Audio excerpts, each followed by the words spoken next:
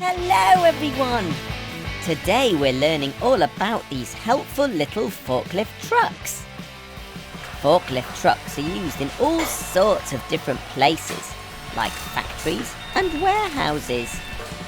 They can lift and move things that are too heavy to be lifted by people. And they can reach much higher than we can. This is a training centre where people are taught how to drive forklifts. And my friend Florence has come along to get some tips too. This is Robbie, and he's a forklift truck expert. So today, he's going to show us all of the amazing things that these vehicles can do.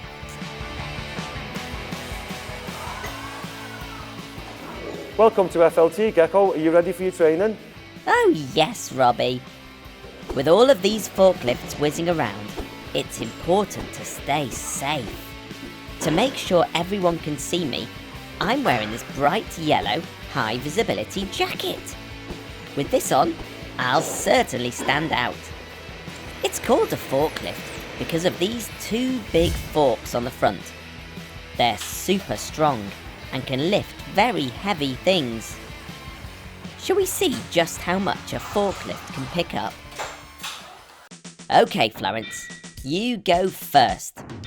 Can you lift me? Woohoo! I'm so high! Okay, you can put me down now, thanks, Florence. Can you lift 5 mechanicals? 1, 2, 3, 4, 5.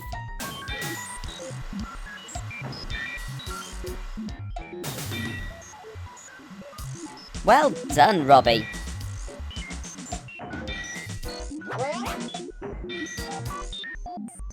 Florence, can you lift Mabel and her family? Careful they don't swing off you. Woo! Oh, wow! Robbie's going one better and lifting up a rhinoceros. He looks heavy. These forklifts can lift an impressive 1.5 tons, which is the weight of this large rhino. A forklift has lots of different features to make it the perfect lifting vehicle. Robbie, can you please show us how to drive a forklift truck? Well, Gecko, it's quite simple. We have 2 pedals I need to use. One's the accelerator,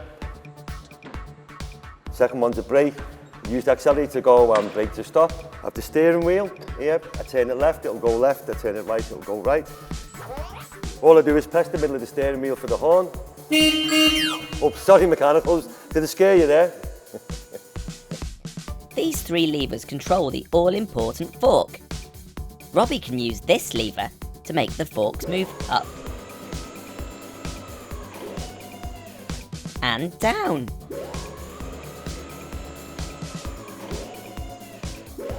Up and down. He can use this lever to move them left and right, left and right. And he can use this lever to tip them forwards and backwards. Forwards and backwards. These are called pallets, and they are the main things that forklifts are designed to lift and move. Some things are far too heavy or too high up to pick up with just your bare hands, so this helpful forklift does the job.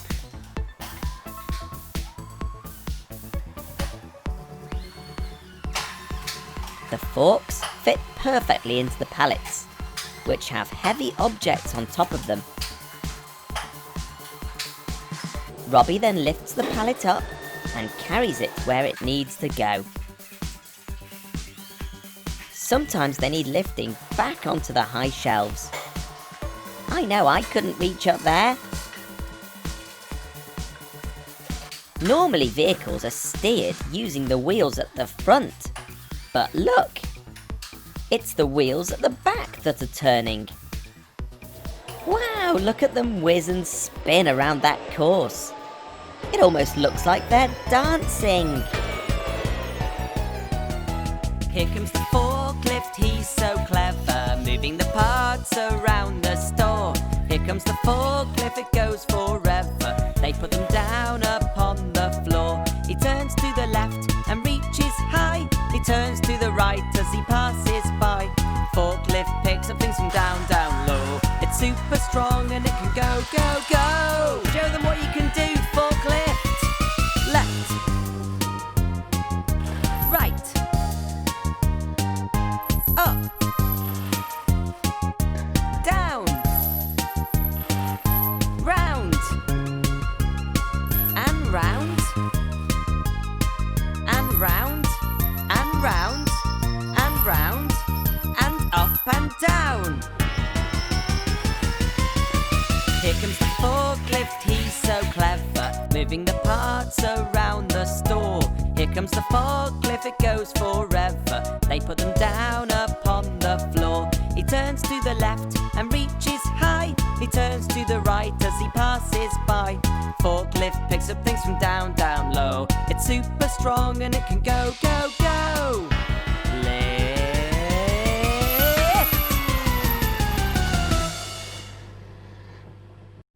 Phew! It's tiring work having all this fun. It looks like these busy trucks have run out of energy too.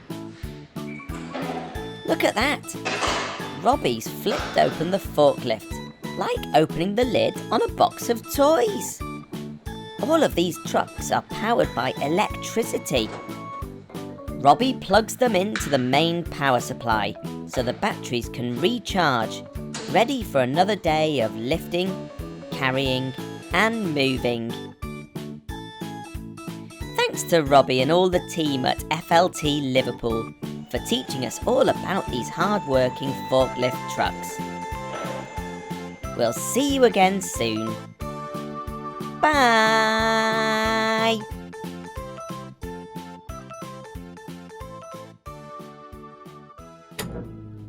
Can I get down now, Robbie? Robbie?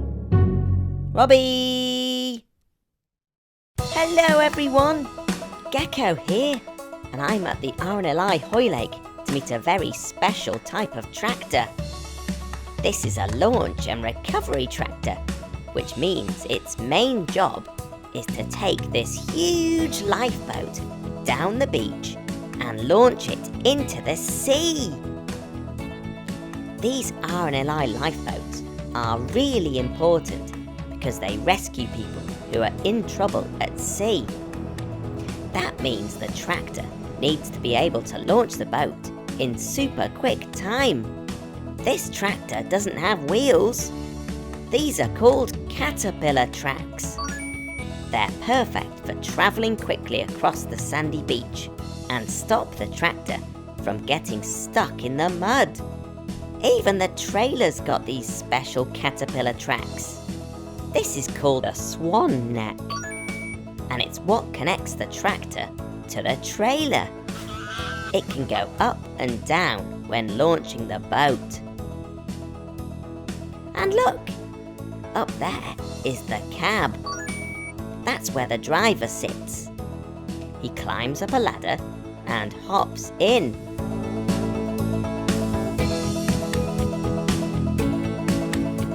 Look, the amazing crew of the RNLI are launching the lifeboat right now. The tractor's pushing it out of the station and down the ramp to the beach.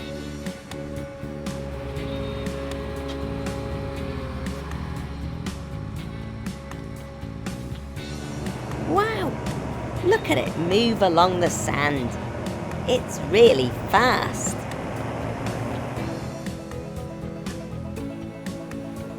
I almost forgot to tell you. This tractor's amazing because it can go under the water. No water gets into the cab because it's totally sealed, a bit like a submarine.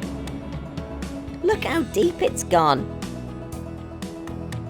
The driver lifts the swan neck, which tilts the lifeboat. Then the boat just slides off. Hooray! The crew of the RMI are volunteers. They give up their free time to save people who are in trouble, which means they also have to do a lot of training.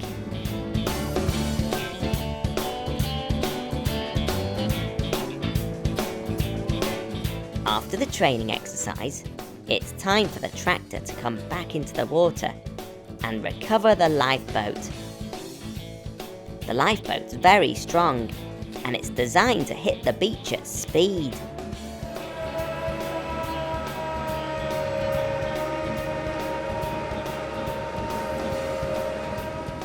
This is the winch.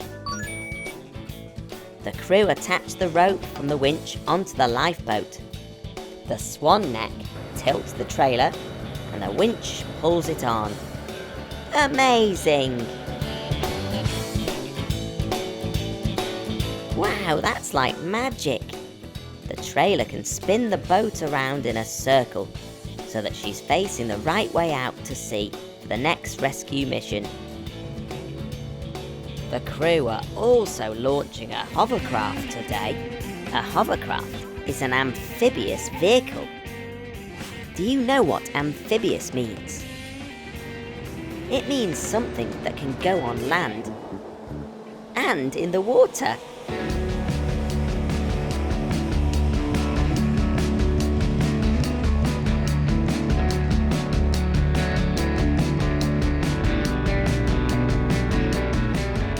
This is Chris, and he's today's hovercraft commander. Great to see you, Gecko. Coming into our lifeboat station. It's amazing inside this lifeboat station.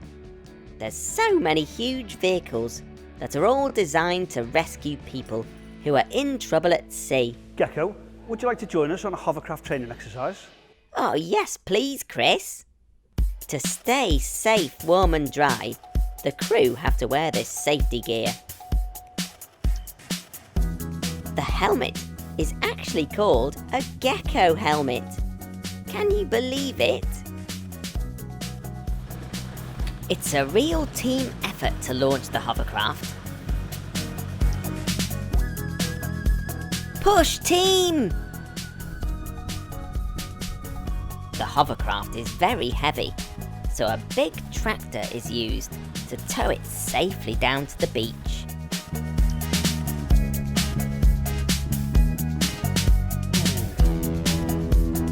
Then, it's all hands on deck to unclip the hovercraft from the trailer and pump up the inflatable sponsons, which help the hovercraft float on water.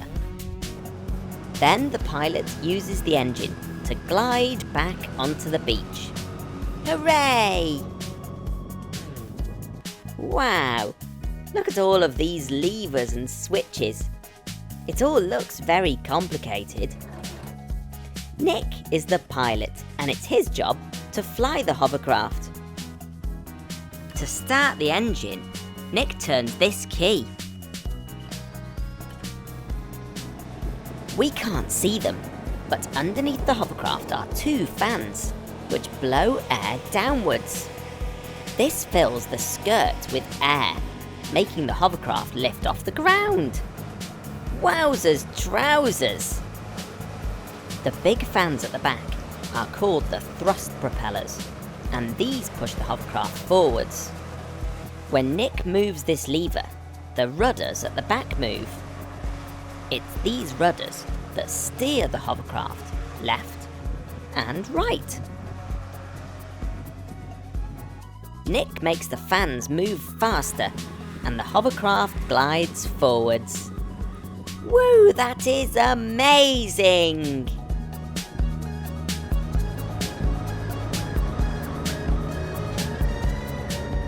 As commander of the hovercraft, it's Chris's job to check all around and give Nick instructions to help him fly the hovercraft safely. It's so fast and it's so noisy. Now I know why these Gecko helmets have microphones and headphones built into them. They allow us to talk and listen to each other. It feels like we're floating across the sand. And just like that, we're on the water. This hovercraft is amazing!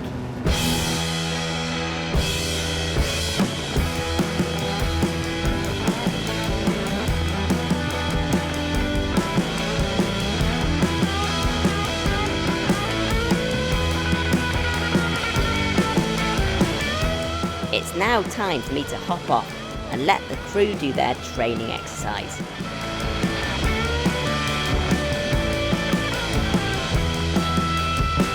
The RNLI is a charity set up to save lives at sea. And these training exercises help the team here get ready for real-life search and rescue missions. So, to be as prepared as they possibly can be, the team practice.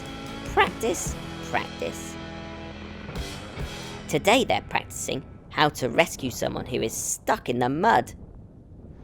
Playing in deep mud near the sea can be very dangerous, especially if the tide is coming in.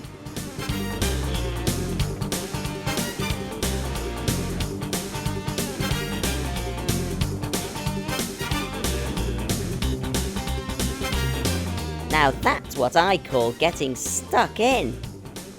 Tides are the rise and fall of the levels of the sea.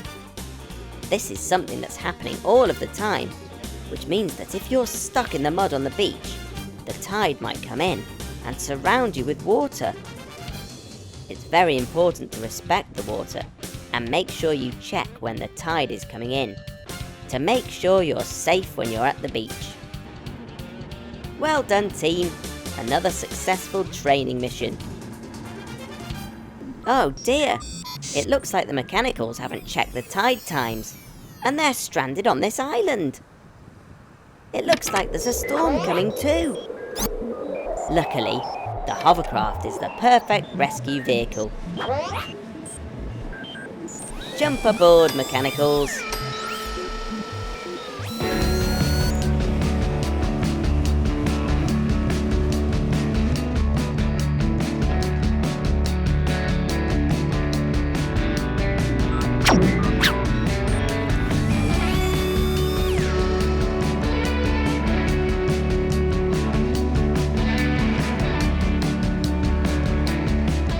Look how muddy the hovercraft is. All that whizzing about in the sand and sea is dirty work. Every time the hovercraft is called into action, the RNLI crew take great care to make sure it's cleaned up and ready to be used again. Here in the nice dry lifeboat station is the perfect place for the hovercraft to sleep for the night. Thank you very much to the fabulous crew from RNLI Hoylake for allowing me to spend the day with them and their amazing hovercraft. It's been absolutely brilliant. I'll see you again soon. Bye! Hello everyone! Gecko here. I'm so excited because today we're off to visit Diggerland, which is a super duper fun place full of diggers.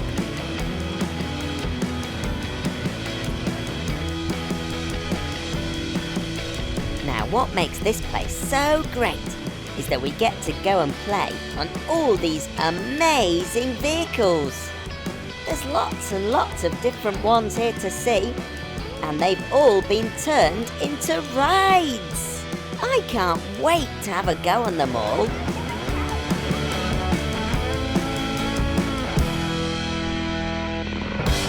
Ooh, look! Here's a big spinny digger. Gosh, it's making me dizzy just looking at it.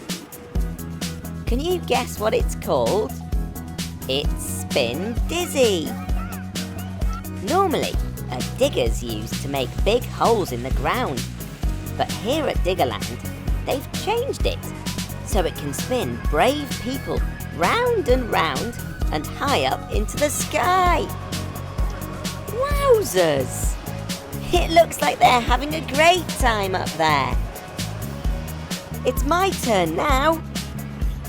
Wow!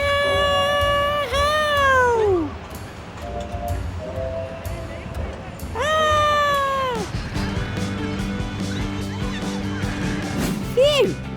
That was fantastic. Right then, everyone, what can we go on next? How about that ride over there? That looks very cool. It's called a sky shuttle, but I wonder what it does. Wow! It's lifting me up, up, up into the sky. The boom grows and grows, whilst the bottom of the digger is rooted firmly on the ground.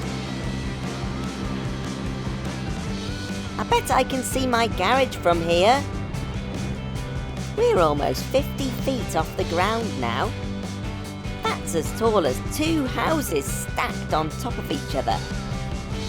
This is brilliant. Right, it's time to get down now. Hello?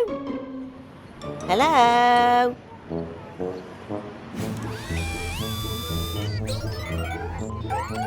Nice to see you, mechanicals. But don't get too close there. You might end up buried in dirt. We're allowed to climb aboard these giant diggers and have fun operating them.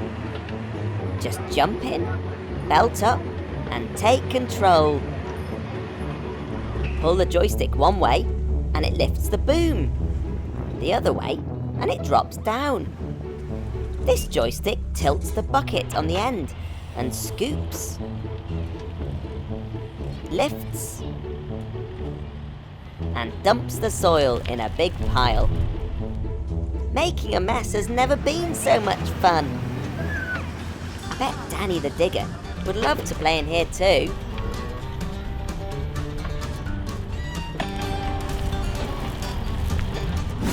All this playtime's made me hungry. Time for my favourite, lime-flavoured ice cream. Lovely. I think I'll just watch this next one whilst I'm eating. See here, children can even drive skid loaders around a special track. They might not be fast, but they're lots of fun to drive. Just grab hold of the joysticks again, push forward and steer. Ha-ha! How's your driving? Don't crash! Skid loaders are normally used for all sorts of tasks on the construction site. They're known as the jack of all trades, as they can be fitted with lots of different attachments on the front for all sorts of jobs. Right, gang, I'm going on a little ride on the ground shuttle, but I think it's going to get a bit bumpy. This carriage I'm sitting in has been specially made to take people for a ride around a fun course. Wahey! Woohoo! What a ride! I had a blast on that. There's just so much to do here at Diggerland. There's a hooker duck and skittle bashing. There's tyre stacking using a loader. Whoa, don't make it tip. You can drive dumper trucks. And mini tractors. Oops, oh dear. And you can ride go-karts. A train. And mini Land Rovers.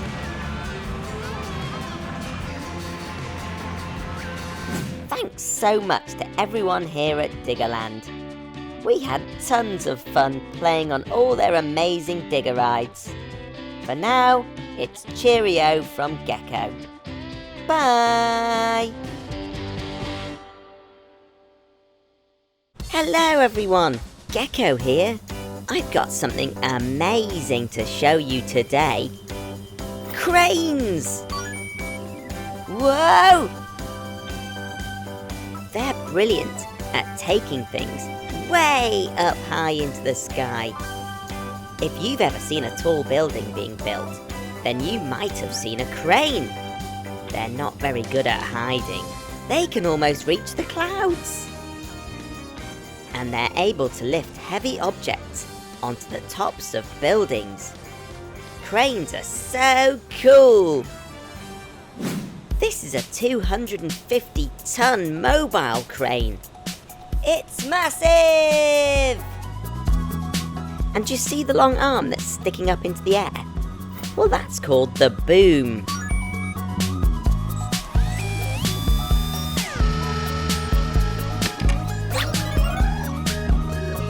There's lots of different types of cranes, but let's see what makes this one special.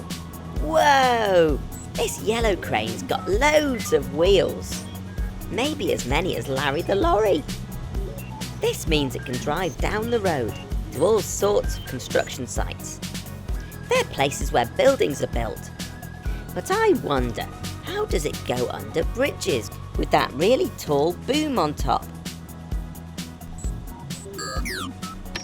That's it, Blue. You fold it away. This is Ian, and he's the operator of this crane. The crane can move up and down, left and right, and it's all controlled from something called a cab. That's where Ian sits. He can use both of these joysticks to control the boom and the hook it has on the end.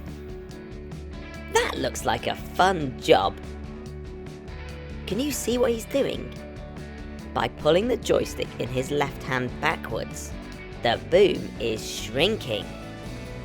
Wowzers!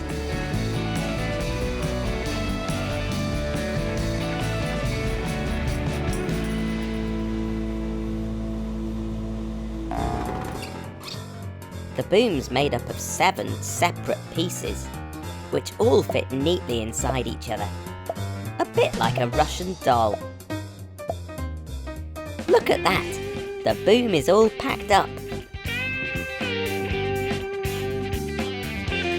These are called the outriggers. Just like stabilizers on your bike, they stop the crane from falling over when the boom is up. To get the crane ready for driving, we need to fold the outriggers away. Ian uses this control panel to fold them up, making them disappear inside the side of the truck. Bye-bye, outriggers.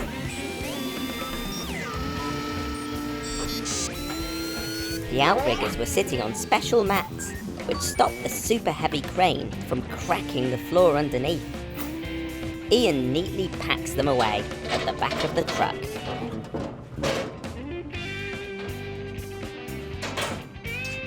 Wow, that's brilliant. Now Ian can jump in the front cab and press one final button to balance the truck, ready for driving. Can you see it wobble? Look, it's rising up. And now it's ready to drive. Off we go.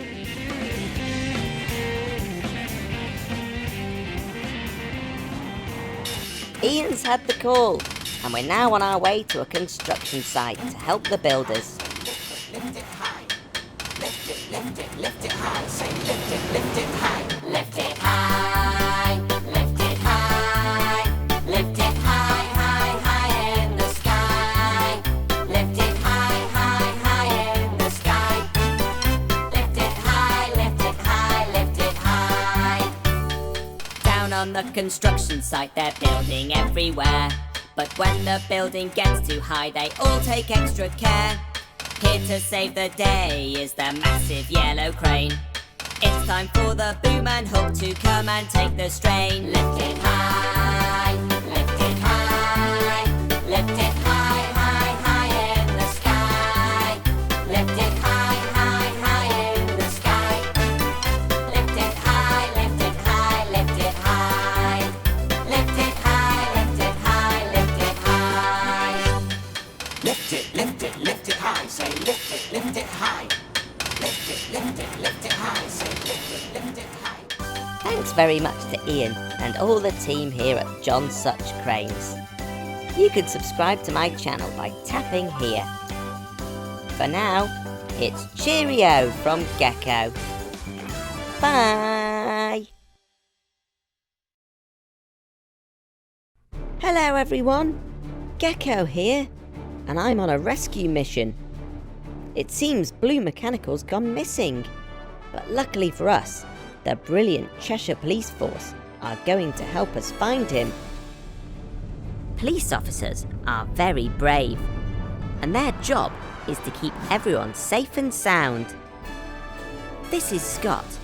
He's a police officer, and he's going to be driving us around today in this amazing police car. Hey Gecko, when did you last see Blue? I haven't seen him for a few hours now. I'm really worried. Hop in, Gecko, and we'll radio the control room to see if they've had any sightings of him. Scott can use his police radio to talk to other officers when they're far apart. There's a whole team of people behind the scenes who are there to help Scott do his job. Control from Hotel Tango. Have you had any sightings of Blue Mechanical? He's gone missing. Yes, we've had a report of him. Sending you his location now. Over. Phew! That sounds like good news. I do hope Blue is all right. Before we set off, Scott presses this button to turn the flashing lights and siren on. And away we go.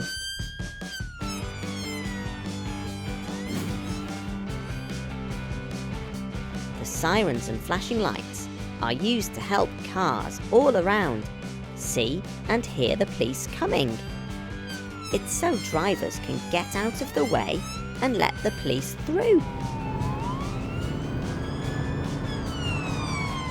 And look here, they even have a pop-up sign in the back asking drivers to slow down. Scott is a traffic officer, which means he drives around in this fantastic police car. But Scott, what exactly does a traffic officer do? Our job on the roads as a traffic officer is to stop people doing dangerous things in their cars and their motorbikes and trying to keep people safe on the roads. Sometimes Scott and the team have to chase naughty people or get to those who need help. So this car is really fast. And because the police are here to keep us all safe, they're even allowed to go through red traffic lights during emergencies.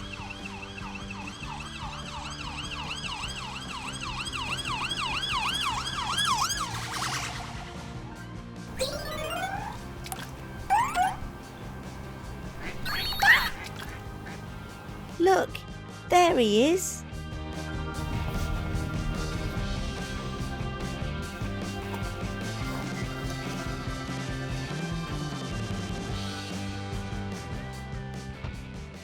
Blue, we were so worried about you. Are you okay? Blue, it's very important never to go off by yourself. You might get lost. It can also be very dangerous going this close to the water without a grown-up. Remember, you can't swim, Blue. Come on, Blue, hop in. We'll give you a lift down to the station.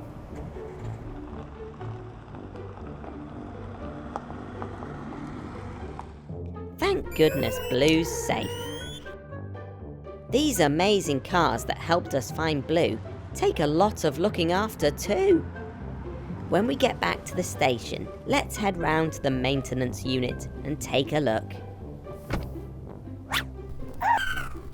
A maintenance unit is a bit like Gecko's garage, but this one just looks after police cars. What do you think, Blue? Pretty cool, huh?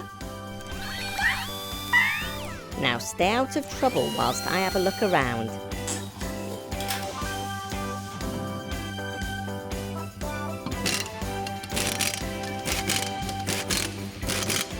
Connor's checking the oil, and Pat is changing a tyre.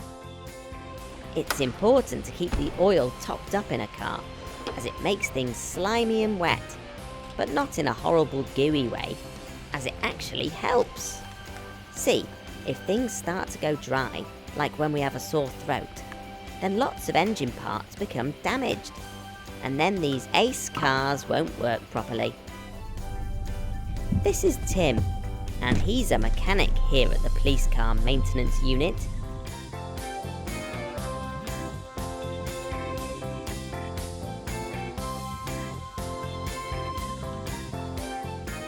Hey Gecko, What are you doing today, Tim? I've checked this vehicle over to make sure it's safe to drive. We'll start by doing the lights. Right, Tim, you've got some lights out. Okay, we better fix them.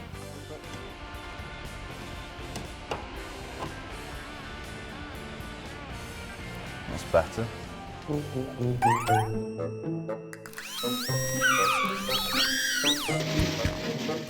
Ouch! Blue, are you okay? To get a better look underneath the car, the mechanics can use this really strong hydraulic lift to raise it up. Hey, guys, can you drop it down a bit? I can't see. Okay, Connor, just send the ramp down. That'll do there. Look, underneath you can see the exhaust system, which is how the car controls lots of things, like how noisy it is and how much fuel it uses. It also carries dirty fumes from the engine towards the back of the car. And see here, these springs are called the suspension. This makes the ride along the road less bumpy for the passengers. Wow, there's just so much cool stuff hidden underneath a car. I've loved learning all about this amazing police car and the amazing work that the police do to keep us all safe. Thanks very much to Scott and all the team here at the Cheshire Police. For now, it's cheerio from Gecko. Bye! Hello everyone!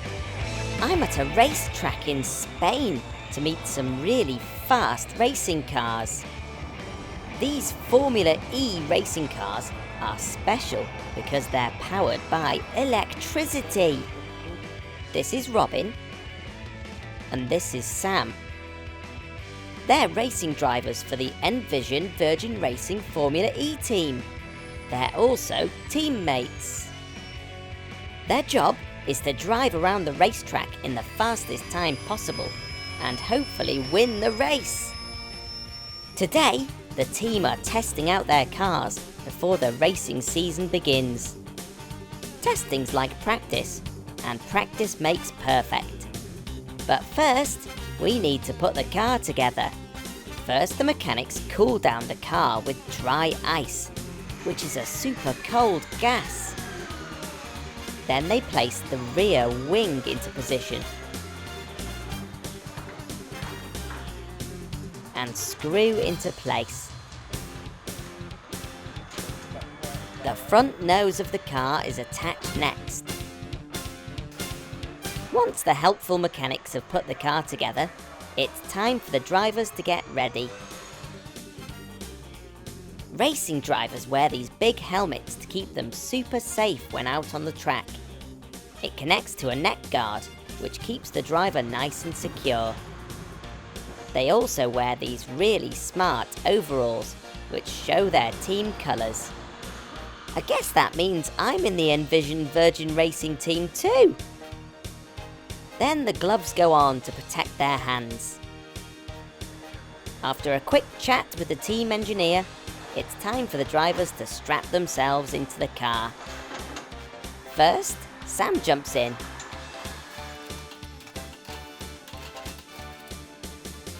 Then Robin. Both drivers have different helmets, so the team know who's who out on the track. Robin has an orange helmet, and Sam has a white one. Formula E cars have detachable steering wheels. That means they can take them off, so the driver can squeeze into the car and then put them back on again, ready to race. The mechanics do some last-minute checks on the car. And then it's ready to get out onto the track. The pit crew are all part of the same team, and they check that the track is clear.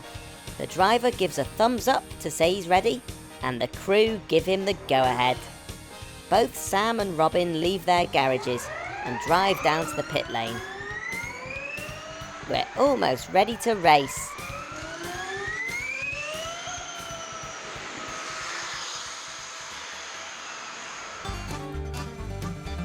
Both cars stop at the end of the pit lane and wait to be told to enter the track. If a car is going past, they can't join the track yet, as that would cause a crash. Ready? Set? Go!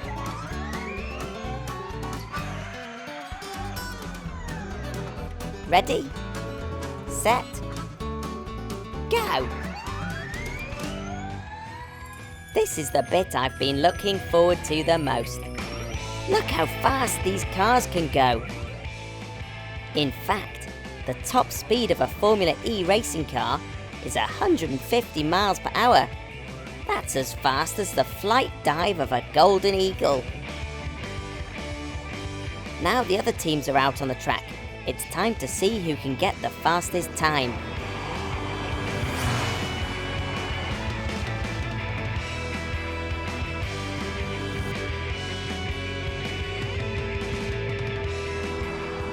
This car's misjudged the turn. Whoa, he spun out of control. Can anyone go round this corner correctly? Here's our friend Robin. I hope he doesn't mess it up. Way, he's done it. Well done, Robin. Formula E racing cars are powered by electricity, which means they don't burn any dirty fuel. This is much better for the environment, while still having lots of fun. It also means the cars are a lot quieter than normal race cars. Not only do the drivers have to drive around the track, they always need to be checking their energy levels, car temperature, and they need to be speaking to their engineers, all whilst driving. It's a real team effort from everyone. Look, there's a live map of where everyone is on the racing track. I think we've got the call to go back into the pits. The cars slow down and enter the pit lane. The pit crew come out to greet them. Racing cars don't have a reverse gear, so the team have to push the cars back into the garage themselves. Oof, that looks heavy. That's one in. And here's the other.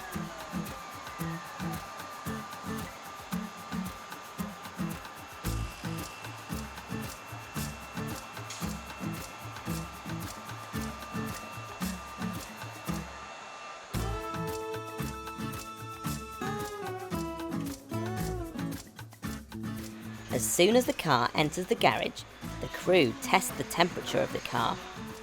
It's a bit like when your mummy or daddy check your forehead when you're not feeling very well. It's a good way to find out how you're feeling. The car seems a little hot, so it's cooled down with these fans.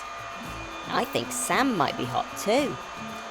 Formula E is a real team game, and it's not just the two drivers that do all of the work.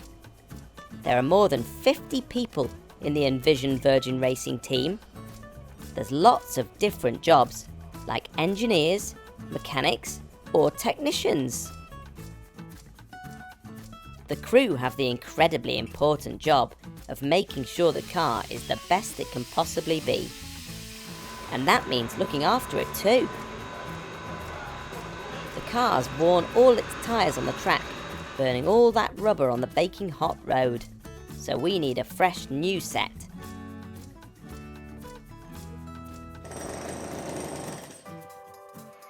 This is the control room, home to the clever technicians and engineers. It's their job to keep a close eye on the car whilst it's on the track, and come up with new ways to make the car go even faster. It's with these big headsets that they talk to the drivers when they're out on the racetrack. Here comes Sam now. This is his chance to talk to his team and chat about how the car is performing. They all work together to make the car faster so that they can win lots of races. After this meeting, it's time to make some small changes to the car. And then we're back on the track. Racing cars are super speedy, powered by a battery pack.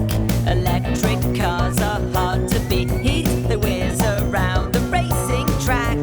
Whoa, speeding round and round. Whoa, they're the fastest in town. Whoa, driving really fast, racing cars go zoom as they fly past. Look at the racing drivers, they are sitting really low. They can skid and slide around like a rocket, you should see them go. Whoa, speeding round the track. Whoa, and they're coming straight back. Whoa, driving really fast, racing cars go zoom as they fly past. Just look at them go! Whoa, speeding round and round. Whoa, they're the fastest in town. Whoa, driving really fast, racing cars go zoom as they fly past. The team will be testing out the cars all day on this track to make sure they are at their best when it comes to race day. I've had a great day here in Valencia with the Envision Virgin Racing Formula E team.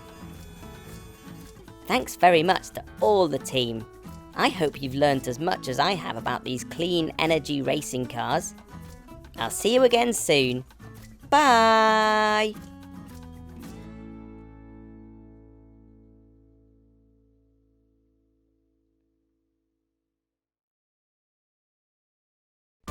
If you love this video, tap here so you're the first to know about my latest videos. Thanks for watching.